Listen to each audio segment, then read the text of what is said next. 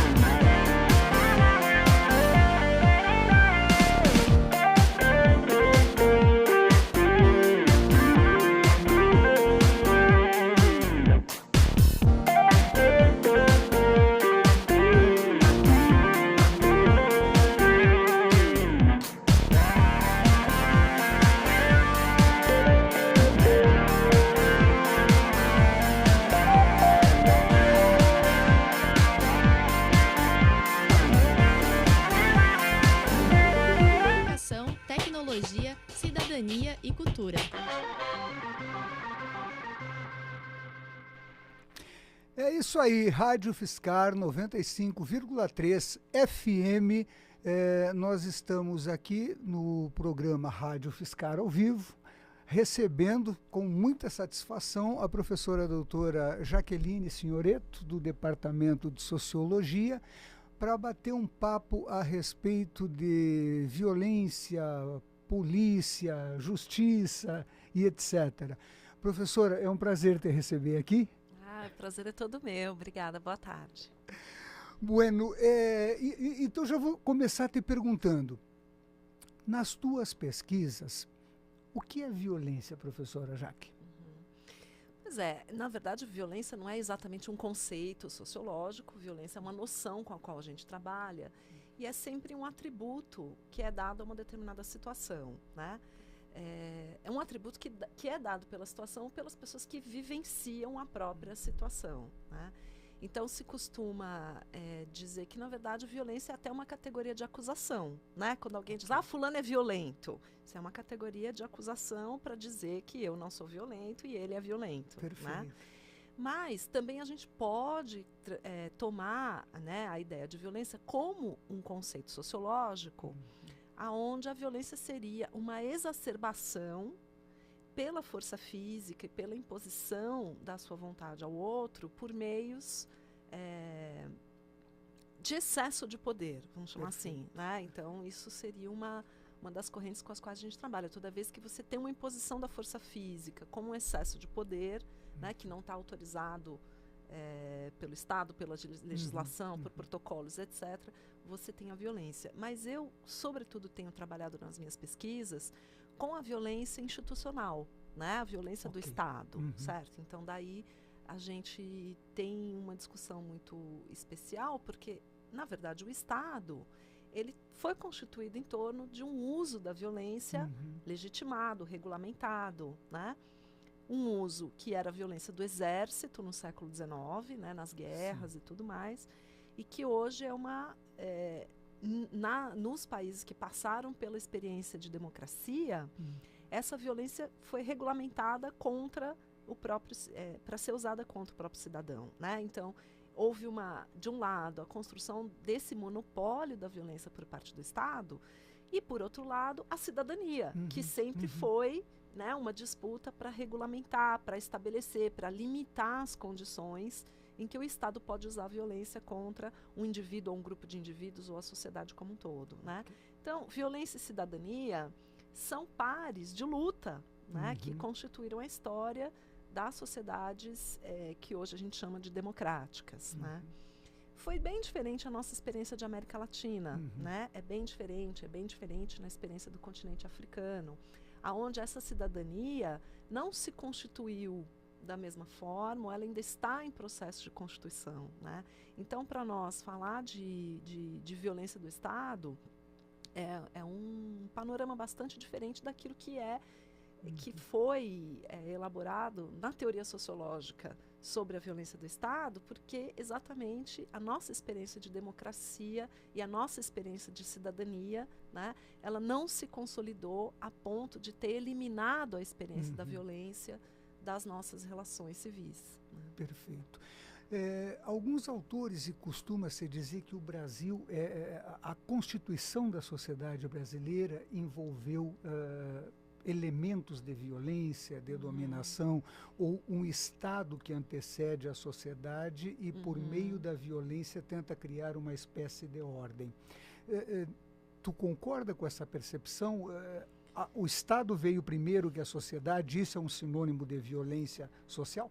O Estado veio, né, um Estado colonial que chegou aqui para praticar um genocídio, né? Então, o nosso Estado foi fundado sob a experiência genocida, certo? Então, Sesmarias, né, e toda a forma como o território foi ocupado pelos portugueses, né, e que tornou o genocídio indígena não apenas possível, mas também legalizado, né? Então, em cima desse escombro do genocídio, né, o nosso Estado brasileiro foi erigido, e em cima do genocídio indígena, né, a escravização, né, dos negros. 6 milhões, se estima que 6 milhões de negros tenham sido trazidos à força para o território brasileiro, né, portanto, com o uso de violência. Claro.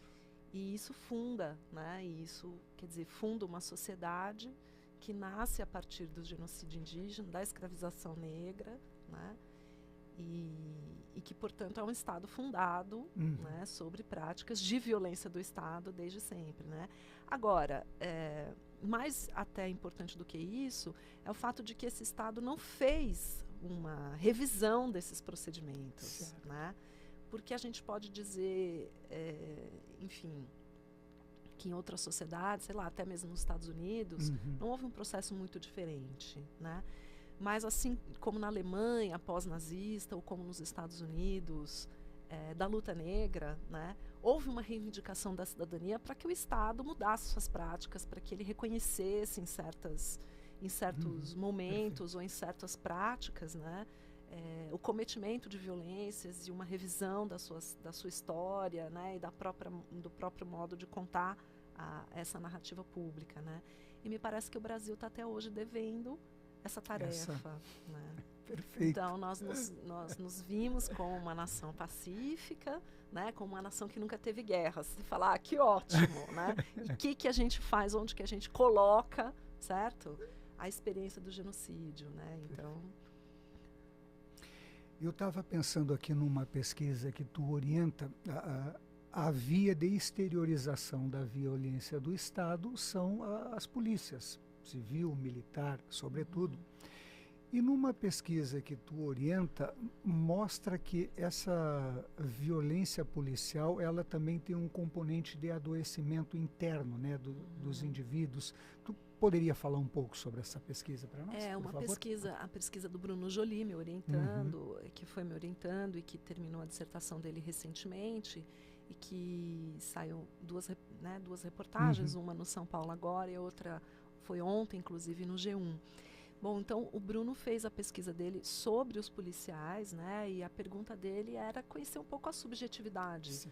do policial militar, né? Porque a maior parte das pesquisas que enfocam violência e polícia, elas têm enfocado a violência dos policiais ou da instituição policial contra os cidadãos. Certo. E mais recentemente se chama atenção para o fato de que nós temos a polícia mais violenta do mundo, e é verdade, nós temos mesmo, né? Mas que a polícia mais violenta do mundo é a polícia em que também os policiais morrem, né? Mais morrem no mundo, né? Então, assim como a gente não tem comparação de polícias em outros países que matem a mesma quantidade que as polícias do Rio, de São Paulo, do Pará, da Bahia e do Maranhão matam, Perfeito. né? Esses são os 5 estados que lideram as taxas de violência policial. Mesmo polícias que são militares em outros países não matam como se mata no Brasil, né? Então é uma discussão interessante essa discussão da militarização. Certo. Não é só porque é militar, certo? É porque é essa polícia militar e mesmo a polícia civil e aqueles órgãos que deveriam fazer o controle da ação policial, como o Ministério Público, o Poder Judiciário, né? E os próprios governadores, né? Eles participam de uma militarização ou de uma visão militarizada da segurança pública, né? Ou da relação da polícia com os cidadãos, que faz com que o fenômeno seja muito além do fato da existência de uma polícia militar. Porque no Chile, por exemplo, a polícia é militar. E ela não mata nem, certo, um décimo, e também os policiais não morrem, né? Porque se a gente for para a experiência de Portugal, Espanha, França, existem corpos militarizados dentro das polícias, que andam fardados, que, né, e tal, e que tem toda uma nomenclatura, mas essas polícias, elas têm uma relação, certo, de respeito com a cidadania, elas não enxergam os cidadãos como inimigos, né, na doutrina de segurança nacional. Então a questão da militarização, ela é bem mais complexa no Brasil, porque não se trata propriamente da existência da polícia militar, né?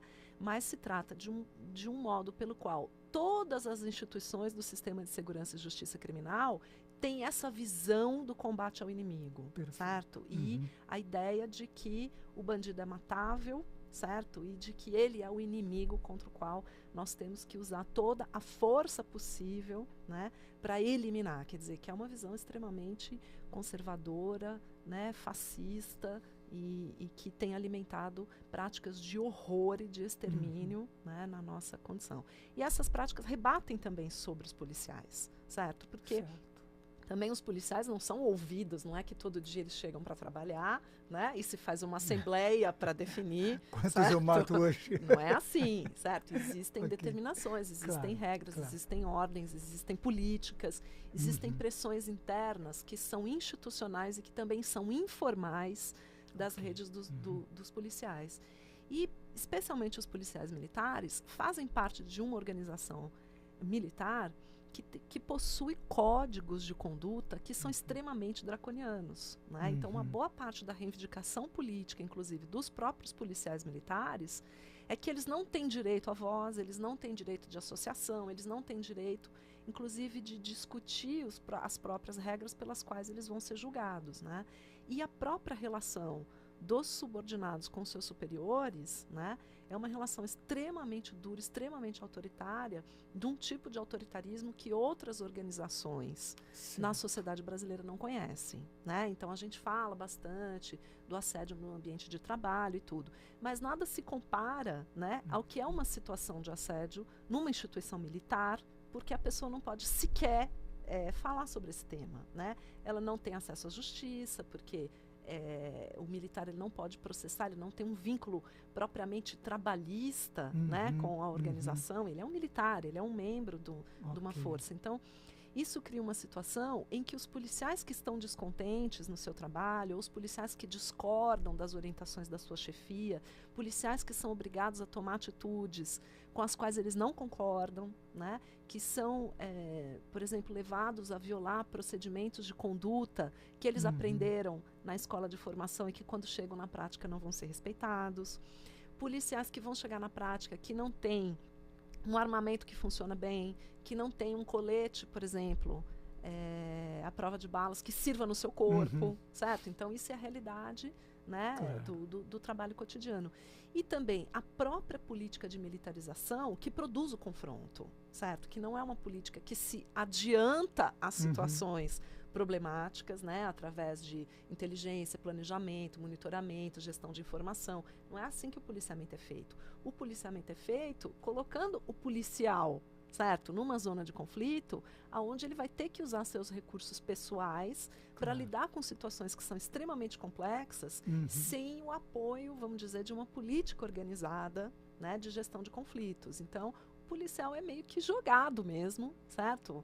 No mundão, né, Claro. para tomar suas próprias decisões. Se ele toma decisões certas ou erradas, né, isso também não está plenamente explicitado. Perfeito. O que é a atitude certa que um policial vai tomar, o que é a atitude errada, certo? Então, se ele puxa o gatilho, se ele não puxa o gatilho, certo? Em que condições ele vai puxar o uso modelado da força. São todas atitudes e saberes, né, que um policial deveria ser um especialista de primeira linha, muito bem remunerado e muito bem capacitado para saber tomar essas decisões, exatamente como um médico lida Claro. com a vida das pessoas. Perfeito. E a gente acha que o Perfeito. médico, entendeu? Ele tem que ter 7 anos de formação universitária para ser um especialista, certo? Claro. Enquanto que a gente acha que o policial não, com 3 meses de trabalho, a gente dá uma arma na mão dele e fala, filhão, Manda pra agora rua. é com você, né? E você vai combater o crime. Então, os policiais são colocados num tipo de experiência, né, profissional, que é muito envolto com conflitos. É claro que existem situações de risco, situações de tensão. E outra, todas as políticas públicas que fracassam, elas acabam se transformando num caso de polícia, né? Então, se a gente não tem uma política pública de prevenção à violência doméstica, se a gente não tem uma política pública de prevenção à violência contra a criança e adolescente, a violência contra o idoso, alguém chama o 190, é o policial que vai lá atender aquela ocorrência. E às vezes ele vai lidar com situações cotidianas que ninguém quis lidar, certo? E o policial, ele não pode negar, ele não pode se negar a atender a ocorrência, ele não pode se negar, certo? A descumprir a tarefa que ele recebeu de lá atender aquela ocorrência, né? Então, todas essas situações, claro que tem um impacto sobre a subjetividade desse profissional, certo? Porque, vamos dizer assim, ele lida com aquelas situações com as quais ninguém quer lidar, certo? Então, e a relação interna que ele estabelece com seus superiores, né, é uma relação muito árdua, muito difícil e, como eu disse, regulada por códigos que são draconianos, né? Então, se o cara aparece lá com a farda amarrotada, ele pode ser preso. Uma vez eu ouvi numa entrevista que ele dizia assim, então, você é professora, né? Então, se você tiver uma dor de barriga e você não for dar aula, né, isso pode te causar prejuízo, as pessoas podem falar mal de você, pode descontar no seu salário, pode acontecer uma série de coisas, mas você não vai preso. E eu, se eu tiver uma dor de barriga e eu não me apresentar no quartel, eu posso ser preso. Bom, então daí isso cria uma situação, né, de negação da cidadania mesmo, do cidadão policial, certo? E aí isso produz conflitos de adoecimento, né, psíquico, de sofrimento subjetivo, né, que podem levar a pessoa a adoecer, né? E quando essa pessoa adoece, qual é a estrutura, certo, que a polícia militar tem para acolher essa pessoa, né? Então, é uma estrutura muito deficitária, né? E que muitas vezes não tem até mesmo profissionais qualificados, né? Vamos dizer, psiquiatras, psicólogos, toda uma equipe multiprofissional para acolher e atender essa pessoa que está em sofrimento. Ele está em sofrimento e ele vai continuar na rua, certo? Ele vai continuar armado, fazendo, né, vivenciando situações de estresse no seu trabalho, mesmo quando ele não está legal da cabeça, certo? Mesmo quando ele sabe que ele não está legal, né? E aí o Bruno teve a oportunidade de entrevistar policiais que tentaram, inclusive, entrar na justiça para poder ter o direito de se tratarem fora da instituição, né? Porque a instituição não dava a eles um tratamento especializado que eles gostariam de ter. E que tiveram esse direito negado, né? Então, o Bruno conseguiu entrevistar alguns policiais que estavam realmente em situação muito crítica, né? E daí mencionavam a grande frequência de suicídios que acontecem dentro das polícias, né, por né, esses profissionais que estão em sofrimento não visualizarem, né, Claro. uma saída dessa questão, né? E deixa eu te perguntar, tu mencionaste a questão do suicídio entre policiais. Existe dado desses suicídios no Brasil? Algum estado flexibiliza mais ou menos? No Rio de Janeiro foi feita uma pesquisa, né, que constatou que realmente existe um dado que nas instituições policiais o número de suicídio é maior do que na sociedade em geral, né? Ok. Mas no estado de São Paulo a gente não tem muitos dados sobre isso. Aliás, no estado de São Paulo a gente não tem dados sobre nada o que envolve a política de segurança e as polícias militares, né? A doutrina do segredo, ela é muito forte e ela marca de uma maneira decisiva, né? Exatamente por essa visão de que eles estão em guerra, certo? Então, se você divulgar qualquer tipo de informação, isso pode ser usado contra você pelo seu inimigo. Quer dizer, já é uma paranoia coletiva, sim. né? E que, de certa maneira, vai rebater, evidentemente, sobre o indivíduo policial. Né? Claro. E é realmente uma mentalidade problemática, porque se tu tem dados, tu pode pesquisar, pode, enfim, compreender melhor a situação e produzir alternativas ou, enfim, sei lá, possibilidades de você chegar ao melhor termo sobre esses problemas. Mas eu estava te escutando e eu estava pensando no seguinte, tia, a ideia de violência, Estado, polícia, me lembra um conceito bastante elástico, um conceito filosófico de justiça, tá? Com que conceito de justiça nós trabalhamos num Brasil que mantém um catador de material reciclável negro preso, certo? E solta o filho de uma desembargadora que tinha 129 quilos de maconha, uma pistola 9mm e, segundo, centenas, né, de munição para fuzil. Aí eu te pergunto, algum dos conceitos de justiça que a gente estuda se aplica a isso? O que é justiça no Brasil, professora? Então, essa é uma discussão interessante, porque, na verdade, o que a justiça faz é a aplicação do direito, certo? Então, uma coisa é o direito, outra coisa é a justiça. E a concepção de justiça, ela é uma concepção moral, certo? Então, aquilo que é justo para mim pode não ser justo para você, aquilo que é justo para as pessoas, né, que estão numa situação privilegiada da sociedade pode não ser justo para aqueles que estão, né, numa posição desfavorecida. Então, vamos dizer assim, para o filho de uma família branca, de classe média, pode ser que a ideia do vestibular para ele seja uma ideia de justiça, certo? Eu tive acesso a tudo, eu estudei, eu sou bacana, eu vou lá, eu estudo, eu vou lá, eu faço as minhas provas, eu demonstro o meu mérito pessoal, certo? E assim eu ganho uma vaga na universidade. Isso para ele pode soar como um ideal de justiça. Agora, para uma pessoa que, né, está morando numa periferia, que é negra, que teve acesso à escola pública, que muitas vezes, né, pode ter tido uma escolarização extremamente deficiente, que é filho de uma, né, empregada doméstica que passa o dia inteiro fora e que fica 2 horas no transporte, né, que às vezes não tem nem o sonho, né, de chegar a cursar uma universidade. Pode ser que aquele ideal de justiça, certo, do mocinho de classe média branca, certo, não seja justo para essa pessoa, né, que por isso que a gente considera, e aqui na UFSCar o nosso programa está, né, funcionando já há 10 anos, nosso programa de ação afirmativa, que veio mostrar que, né, existem várias possibilidades da gente considerar o que é justiça, certo? E o direito, ele materializa uma visão hegemônica sobre o que é justiça, certo? Então, claro que lutar por ação afirmativa também foi lutar pela regulamentação de uma lei, certo? Que possibilitasse isso. Então, é claro que o direito, ele tem em si uma visão hegemônica, mas que também existem interpretações do direito de acordo com as moralidades de quem está lendo aquela letra da lei, certo?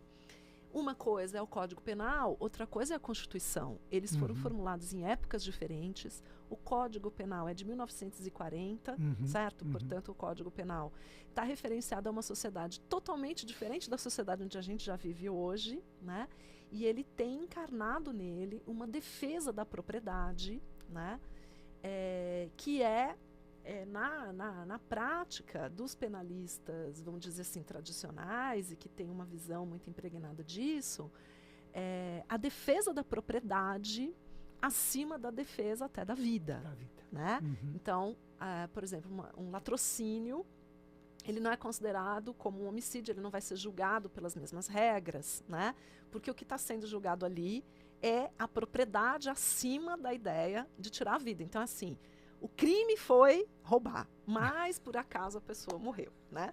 Então, daí nós vamos julgar. Quer dizer, isso já deixa, né, o nosso Código Penal, isso já foi reformado mais recentemente, mas ele tinha aquelas figuras de mulher honesta, certo? De coisas desse tipo que, né, estavam lá na cabeça daqueles homens de elite que fizeram o Código Penal em 1940. A discussão da Constituição de 88, ela já veio numa discussão sobre direitos fundamentais que já foi muito diferente, já correspondia a um momento histórico muito diferente, né?